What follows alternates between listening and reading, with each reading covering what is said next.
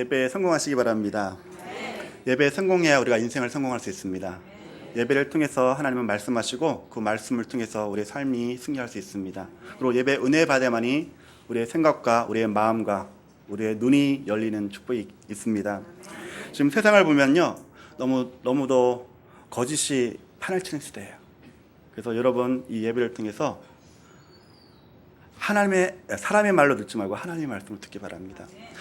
데살로니가전서 2장 10절에 보면은 이러므로 우리가 하나님께 쉬지 않고 감사함은 너희가 우리에게 들은 바 하나님의 말씀으로 받을 때에 사람의 말로 아니하고 하나님의 말씀으로 받았음이니 진실로 그러하다. 이 말씀이 또한 너희 믿는 자 속에서 역사하느라고 했거든요. 하나님의 말씀은요, 듣는 게 아니에요. 하나님의 말씀은 마음으로 받는 거예요. 마음으로 받을 때 그 말씀이 내 삶 속에 성취되어지는 거거든요. 오늘도 설교자는 부족하지만 저를 보지 마시고 내 안에 계신 예수 그리스도를 바라보는 여러분 되기 바랍니다. 그래서 이 말씀 붙잡고 한 주간도 승리하기를 축복드립니다. 너무도 지금 세상은 거짓이 판을 치고 있어요. 오히려 진리를 말하면요, 공격을 당해요. 거짓을 얘기하고 그럴듯한 얘기하고 자극적인 얘기를 해야 많은 사람들이 호응하고 박수를 치는 시대예요. 그러나 이 시대에 우리가 얘기할 것은 오직 진리신 예수님밖에 없거든요. 지금 이 시대가 또 어떤 시대냐? 예수님의 이름이 조롱받는 시대예요.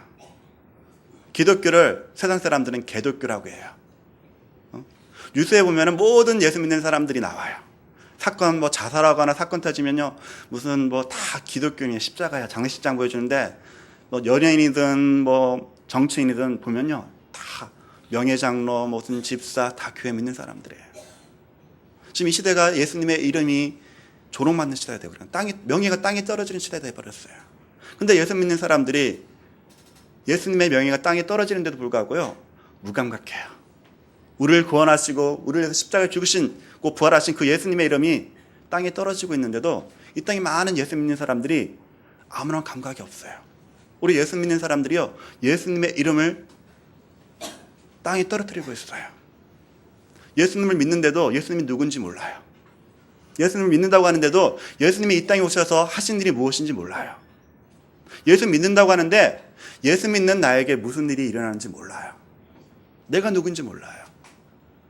내가 누군지 모르니까 예수님이 원하시는 소원이 무엇인지, 하나님 원하시는 뜻이 무엇인지 분별하지 못하고 살고 있어요. 이게 곧 예수님의 이름을 땅에 떨어뜨리는 거거든요.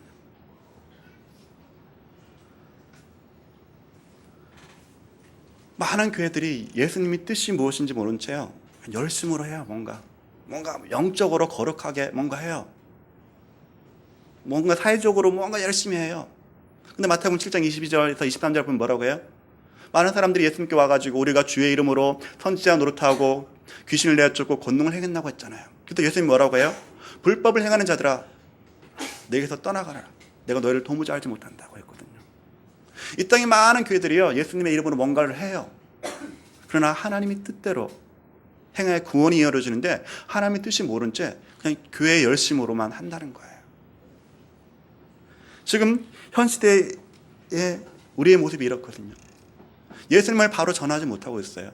마태복음 16장 13절 보니까 사람들이 나를 누구라 하니까 교회마다 가르치는 게 뭐냐면 예수님을 세례 요한, 엘리야, 예레미야 선지자 중에 하나로 가르쳐요. 그래서 많은 교회들이 예수님을 믿는다고 하지만 영혼에 관심 두지 않고 사회운동, 노동운동, 인권운동, 정치, 기독당을 만들어 정치운동, 거기에 모든 일을 바치고 있거든요. 많은 사람들이 예수님이 이 땅에 오신 건 가난한 자, 약한 자를 위해 대변하시고 그들과 함께 하셨다고 했잖아요. 근데 성경에는 예수님께서는 어느 편 둔 적이 없거든요. 가난한 자들을 위해서 온 게 아니에요. 약한 자들을 위해 온 게 아니에요. 가난하든 부유하든 정치인이든 서민이든 경제인이든 노동자든 예수님은 그들에게 오셨거든요. 뭐 하러요? 그들을 구원하기 위해서요. 예수님이 이 땅에 뭔가 사회운동하러 오신 게 아니에요. 그리스도의 사역을 하러 오셨거든요. 참 왕으로서, 참 제사장으로서, 참 선지자로서 이 땅의 영혼들을 구원하러 오셨다는 거예요. 근데 많은 교회들이 지금 다른 길로 가고 있잖아요. 마태복음 9장 35절 이하에 보면은 목자 없는 양같이 유리하고 방황하고 있잖아요. 예수 믿는 사람들이 방황하고 있거든요. 세상 사람들은 당연히 방황하고 있어요. 왜요? 진리를 모르니까요. 복음을 모르니까. 근데 예수 믿는 사람들조차도 예수 믿는다고 하면서요, 지금 거리로 엉뚱한 곳에 지금 방황하고 있단 말이에요.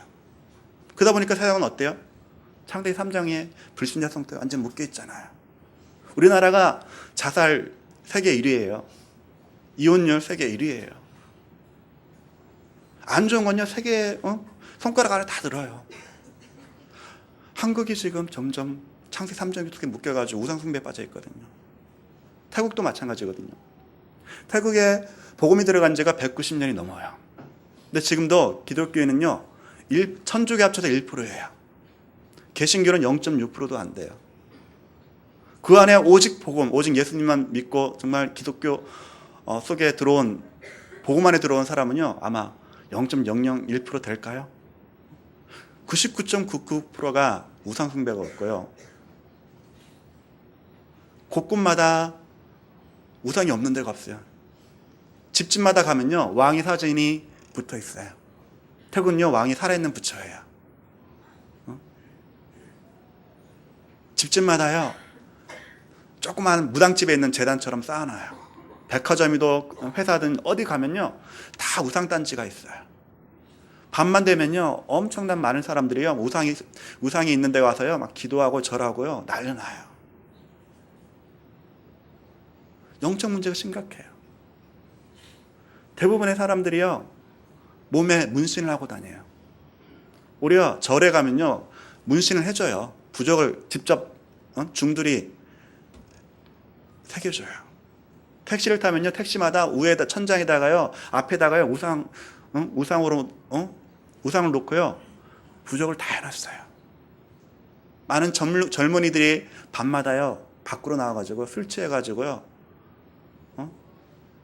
밤거리를 헤매고 있어요. 태국의 여자와 남자의 비율이 6대4예요. 여자가 6이고 남자가 4거든요. 근데 그 6대4에서 정상적인 남자들이 거의 없어요. 게이들이 너무 많아요. 성전환 수술자가 너무 많아요. 그러다 보니까 여자들도 톰보이, 여자인데 남자처럼 하고 다니는 사람들이 너무 많아요. 예전에 우리 교회 성도들도 그런 성도들이 있었어요. 태국에서. 남자인데 페이스북 들어가면요, 여자처럼 화장 다 하고요, 치마 입고 사진 찍고 막 올려놔요. 여자인데 머리 짧게 잘라가지고요, 여자랑 같이 다녀요. 많은 사람이 지금 정신적인 문제로 지금 고통받고 있거든요. 에이즈 환자가요, 몇 명인지 몰라요. 어떤 사람은 100만 명이라고 하는 사람들도 있어요. 시골에서 올라온 자매들은요, 다 술집으로 가요. 몸 파는 곳으로 가요. 오히려 시골에 있는 부모들이 방콕으로 보내가지고요, 돈 벌러 오라고 해요. 그러다 보니까 어디로 가요? 돈 벌 수 있는 데가 다 술집, 몸 파는 곳, 그런 데밖에 없어요. 그런데도 죄의식이 없어요. 남자들은 축구 도박에 빠져가지고요, 틈만 나면 도박에 빠져요. 학교마다요, 마약을 살기가 너무 쉬워요. 지금 태국에만, 방콕에만 국제학교가요, 200곳이 넘어요. 근데 어느 학교든지 학생들이 길거리만 나가면요, 야바라는 마약, 유해 그런 약을 살 수 있어요. 10,000원, 20,000원만 주면요, 얼마든지 살 수 있어요. 그래서 마약을 먹는 자가 얼마나 많은지 몰라요. 매년 뉴스에 보면요, 경찰에서 마약을 태우는 그 양이요, 어마어마해요. 뭐 수십 톤씩 태워요, 매년. 그처럼 태국이 지금 우상에 빠지고 영적 문제와 정신 문제와 육신의 문제 속에서 방황하고 있거든요. 창세기 3장에 묶여서 헤매고 있거든요. 근데 교회는 지금 어때요? 한국도 마찬가지잖아요. 오직 복음만 중거해야 되는데 창세기 6장에 보면 네피림 시대처럼 이 시대가 왔잖아요. 하나님의 아들들이, 사람의 딸들이 아름다움을 보고 취하잖아요. 오직 언약 붙잡고 복음 전해야 되는데 교회가 뭘 해요? 세상과 타협을 해요. 혼합주의가 돼버렸어요. 종교와 타협해요. 기독교는 종교가 아니잖아요. 생명이잖아요. 복음이잖아요. 근데 세상 종교와 타협을 하고 교회 종교일치라는 운동을 하고요. 세상적인 타협해가지고 교회가 지금 완전히 복음을 잃어버렸어요. 선교제에서 아마 많은 그런 말 들었어요. 선교제 갈 때 복음만 갖고 가면 안 된다고. 뭐가 갖고 가야 된다고요? 떡과 복음. 근데 떡만 들고 가요. 복음은 없어요.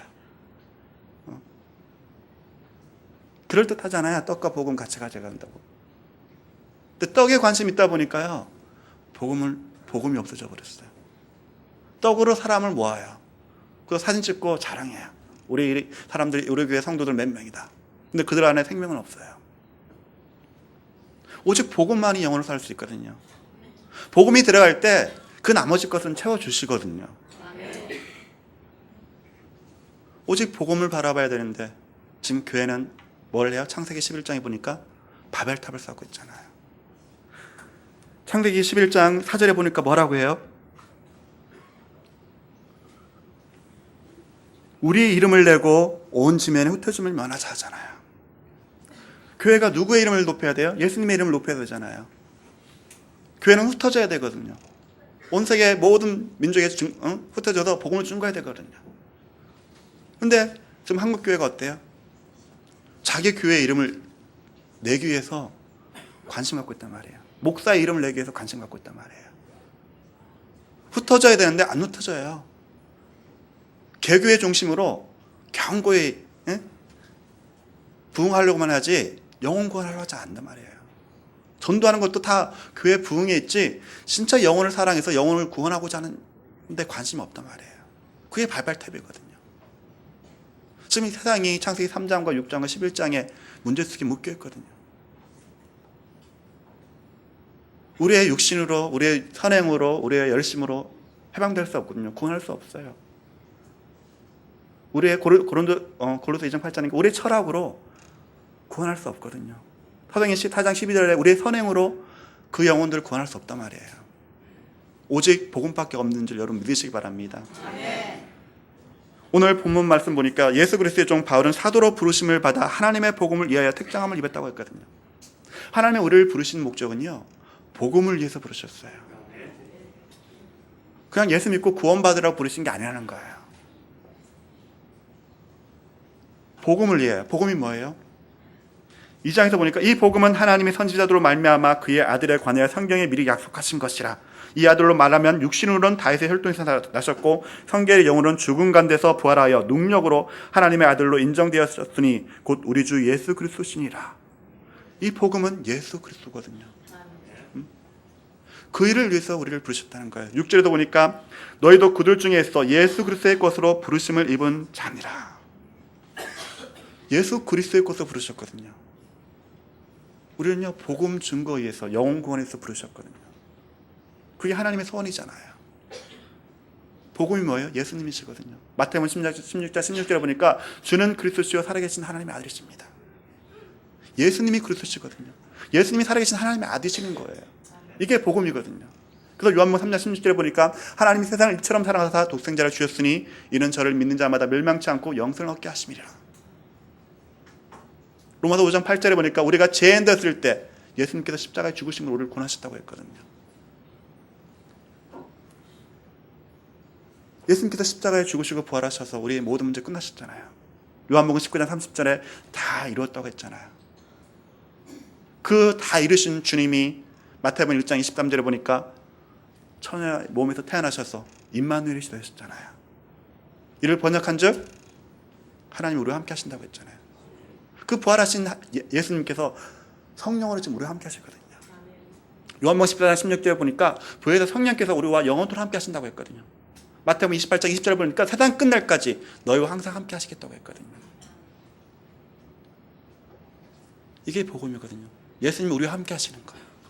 그 비밀을 누리는 게 복음을 누리는 거거든요. 그 일을 위해서 우리 부르셨다는 거예요. 근데 많은 예수 믿는 사람들이요, 이 복음을 누리지 못해요. 다 무거운 짐을 지고 있어요. 마태복음 11장 28절에 보니까 수고하고 무거운 짐진 자들아 다 내게로 오라. 내가 너희를 쉽게 하신다고 하셨잖아요.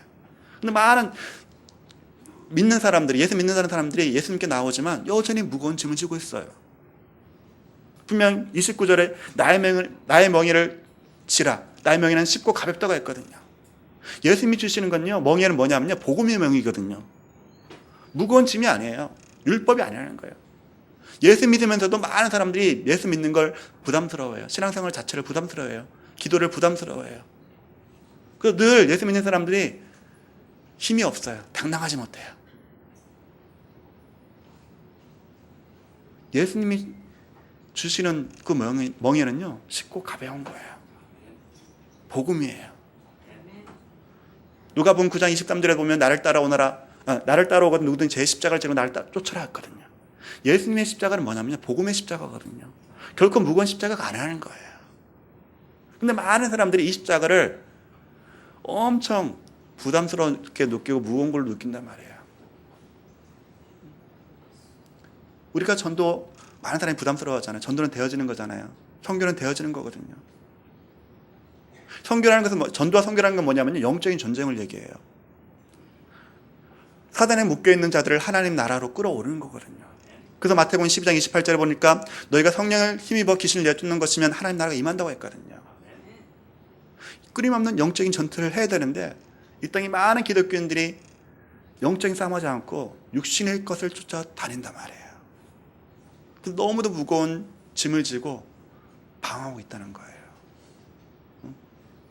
하나님의 소원이 뭔지 모른다는 거예요.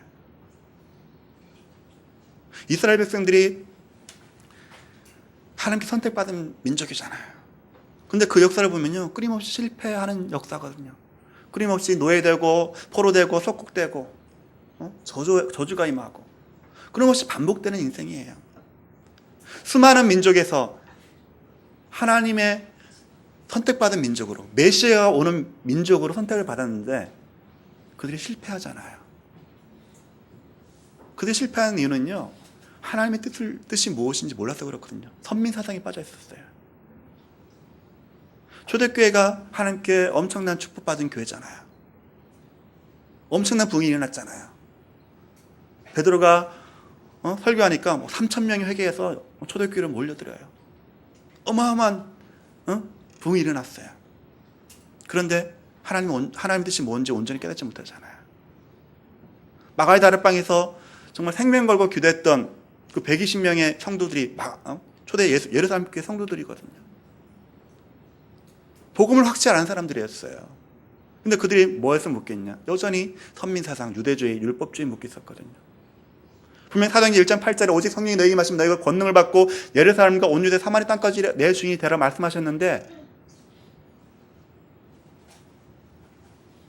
이 말씀을 붙잡고 기도했지만 그 유대주의 사상이 빠져가지고요, 예루살렘을 떠나지 않아요.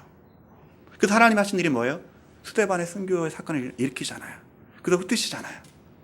그래서 다시 모인 곳이 안디옥 교회잖아요. 안디옥 교회를 통해서 사도 바울을 통해서 이방의 선교를 시작하잖아요. 그러나 예루살렘 교회는 어떻게 돼요? 사도행전에서 12장까지 그리고 15장의 예루살렘 회의 끝나고는요, 베드로라는 인물은 없어져 버려요. 하나님의 소원인 세계 복음화에 대한 언약을 못 잡은 거거든요. 우리가 예수 믿는다고 언약 잡고 있지만요, 세계 선교에 대한 비전이 없으면요, 하나님이 크게 쓸 수 없어요. 아무리 예수 그리스도의 복음에 답을 낸다고 할지라도 우리 안에만 갇혀 있으면요, 사도 바울처럼 쓰임 받을 수가 없어요. 하나님은 우리를 통해서 세계 복음화하기 원하시거든요. 그게 하나님의 소원이잖아요. 부활하시고 하나님이 우리에게 주신 언약이 뭐예요? 마태복음 28장에 18절에 보니까 하늘과 땅의 모든 권세를 주셨으니 그러면 너는 가서 모든 족속으로 제자를 삼아라 하잖아요. 마가복음 16장 15절에 보니까 온 천하 만민에게 복음을 전파하라. 사도행전 1장 8절에 보니까 오직 성령이 너희에게 마시면 너희가 권능을 받고 예루살렘과 온 유대와 사마리 땅 끝까지 이르러 내 주인이 되리라 말씀하셨잖아요. 요한복음 21장에 보니까 내 어린 양을 먹이라 하시잖아요. 이게 하나님의 관심이고 하나님의 소원이거든요. 디모데전서 2장 4절에 보면은 하나님의 소원은요, 하나님은 모든 사람이 구원받으며 진리를 아는 데에 이르기를 원하신다고 했거든요. 이게 하나님의 관심과 하나님의 소원이에요. 마태복음 24장 10절에 보니까 모든 민족의 그리스도의 복음이 증거되어야만이 끝이 온다고 했거든요. 그게 하나님의 초점이거든요. 바로 우리를 부르신 목적이 거기에 있거든요. 영혼 구원, 세계 복음화. 마가복음 9장 35절 이하에 이 땅에 많은 영혼들이 지금 유리하고 방황하고 있잖아요. 목자 없는 양같이 유리하고 방황한다고 했어요.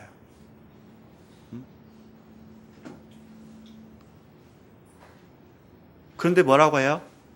추수할 것은 희어졌는데 너무도 많은데 추수할 일꾼이 없다고 한탄하시잖아요. 지금 이 시대에요, 예수 믿는다고 하는 사람들 너무 많아요. 전 세계적으로 10몇 억이 있어요. 그러나 정말 복음 가진 자가 없어요. 영혼구원, 세계 복음화에 생명권자들이 없어요. 모두 다 자기 관심, 자기 목적. 마태복음 6장 32절에 먹을 것, 입을 것, 입는 것, 돈 많이 벌고 자녀 잘 되고 사업 잘 되고 이방인이 구하는 것에만 관심이 있다는 거예요. 마태복음 6장 33절에 너희는 먼저 그의 나라와 그의 일을 구하라고 하잖아요. 그게 하나님의 우리에게 원하시는 거거든요. 여러분을 부르신 것은요, 하나님의 영혼 구원에서 부르셨습니다. 오늘 분명히 우리를 부르심은 하나님의 복음을 위해 특정했다고 말씀하고 있습니다. 그래서 하나님께서 영접하는 자, 그 이름을 믿는 자들에게는 하나님의 자녀된 권세를 주셨다고 했거든요. 왜요? 그걸 누리라고요. 하나님의 자녀된 권세를 누리라고요. 복음을 누리라고요. 마태복음 16장에도 주는 그리스도시요 살아계신 하나님의 아들이심을 고백했대. 이 베드로에게 천국 열쇠 주셨거든요. 뭐 하라고요? 사용하라고요. 그게 기도의 누림이잖아요. 지금 이 시대도 하나님은 예수 믿는 사람들이 찾는 게 아니라 복음을 붙잡은 자를 찾거든요. 언약 잡은 자들을 찾는다는 거예요. 이 언약 붙잡고 한 영혼을 구원하기 위한 하나님의 일꾼들을 찾는 부르심, 여러분 이 시간 느끼시기 바랍니다. 그래서 여러분을 통해서 이 민족과 세계를 복음하는 귀한 일꾼들 되게 축원드립니다. 지금 제가 태국 나간 지가 10년째입니다. 지금 아까 소개했지만 지금 내가 하고 있는 사역은 태국 한국전 참전 용사 마을에서 아이들을 가르치는 사역을 하고 있습니다. 참용사 사역을 시작한 지는 3년이 됐습니다. 그전에는 현진교회를 했어요. 근데 하나님께서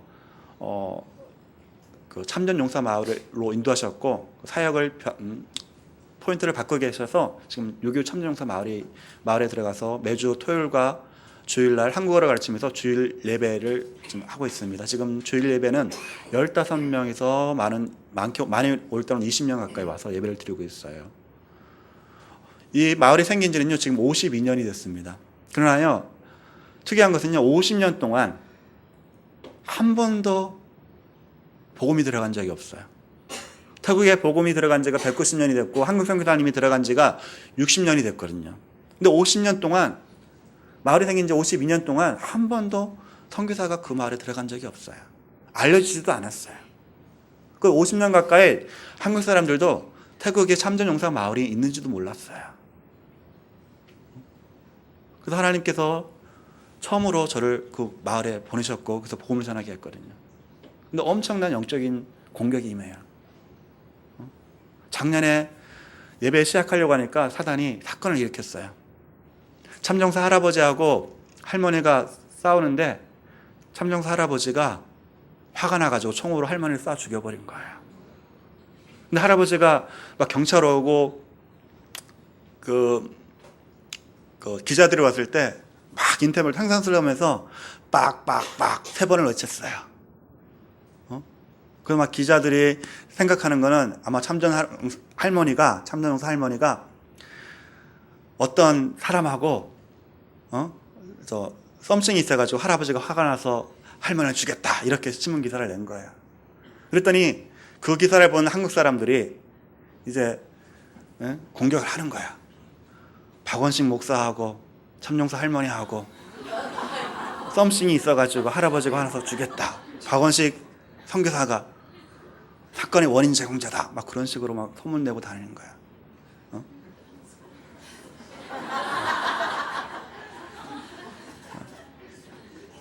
그래서 막 마을에 저를 내쫓으려고. 그 당시에 왜 그런 공격을 했냐면요. 어떤 단체에서 오려고 했었어요. 우리 마을에 와서 봉사활동하려고 했는데 박원신 목사로 통해서 온다는 걸 막 기분 나빠하는 거야. 자기 단체가 있는데 그걸 공격하기 위해서 그 본부에다가 그렇게 보낸 거예요. 마을 회장이 죽인 것도 아닌데 마을 회장 참정사 할아버지가 할머니를 죽이고 박원신 목사가 그 사건의 원인 제공자라면서 절대 오면 안 된다고 막 방해를 하는 거예요. 그래서 막 교회 예배 못 드리게 방해하려고 하고 그 하는 말이 또 그 중에 적어 있는 말이 뭐냐면은 만일 그 단체에서 와서 마을에 오기 시작하면 박원식 목사가 단기팀들을 데려와서 선교를 할 거다. 그건 막아야 된다. 이렇게 적혀 있어요. 사단은 영적으로 끊임없이 저를 공격했거든요. 저를. 그때 오직 그리스도만 하면 됐는데 뭐 그리스도가 안 나오고 막 인간적인 생각이 나와가지고요. 사과하라고, 사과 안 하면 뭐 고발한다고 이런 말이 나오더라고요. 아직도 훈련이 덜 된 것 같아요. 성령의 힘을 덧입어 귀신을 내쫓는 것이면 하나님 나라가 임하는 것인데 영적인 싸움하지 않으니까요. 스트레스 받고요. 무기력해지더라고요. 그 가운데서 하나님께서 예배를 회복시켜 줬고요. 그래서 그 가운데 그 사건을 통해서 오히려 더 예배가 빨리 시작됐거든요. 그래서 날마다 지금 매주 예배 드리고 있고 아직은 오직 예수가 안 돼요. 한 할머니는 한 주는 절에 가고 한 주는 교회 와서 예배 드리고 있어요. 모슬림 애들도 와서 예배를 듣고 있는데 여전히 학교가 모슬림 학교다 보니까 여전히 복음이 안 들어가요. 이번에 올 10월에 이제 그 학생들과 할머니, 매주 한 주는 절에 가고 한 주는 예배 와서 드리는 할머니 등 15명, 16명을 데리고 이번 10월 달에 좀 한국에 들어올 계획입니다. 와서 좀 한국을 보여주고 싶어요. 그리고 뭔가 왜 한국어를 배워야 되고 왜 예수님을 믿어야 되는지 보여주고 싶어요. 그래서 여러분 그 일을 위해서 기도해 주시고요. 정말 참전용사 마을, 정말 그 마을이 복음화되게 기도해 주시고 뿐만 아니라 참전용사 가족들이 태국에 온 10만 명 정도 되거든요. 그 가족들이 복음화되고 그들을 통해서 태국 전역에 참된 그리스도의 복음이 증거될 수 있도록 기도해 주시기 바랍니다. 그래서 정말 태국이 이 복음으로 인해서 우리나라가 부흥됐던 것처럼 태국도 부흥의 열수가 일어나도록, 그래서 태국을 통해서 전 세계 모든 열방 가운데 하나님 나라 확장되는 그 일에 동참할 수 있도록 기도해 주시길 바랍니다. 기도하겠습니다. 너무나 연약하고 부족한 저희들을 하나님의 복음을 위해서 부르주심을 감사드립니다. 하나님, 우리 연약한 가운데 늘 성령으로 충만케 하셔서 우리 안에 계신 예수 그리스도를 날마다 자랑하며 증거할 수 있는 하나님의 귀한 일꾼들 되게 하여 주시옵소서. 그래서 우리를 발걸음 통해서 사도행전 1장 8절을 성취하는 하나님의 귀한 추수하는 일꾼으로 삼아 주시옵소서. 그 일을 위해서 이 교회를 세우시고 그 일을 위해서 하나님의 백성들을 부르주셨사오니 그들의 발걸음마다 하나님의 놀라운 역사가 임하고 하나님의 말씀이 성취되도록 축복하여 주시옵소서. 감사를 드리며 예수님의 이름으로 기도하였습니다. 아멘.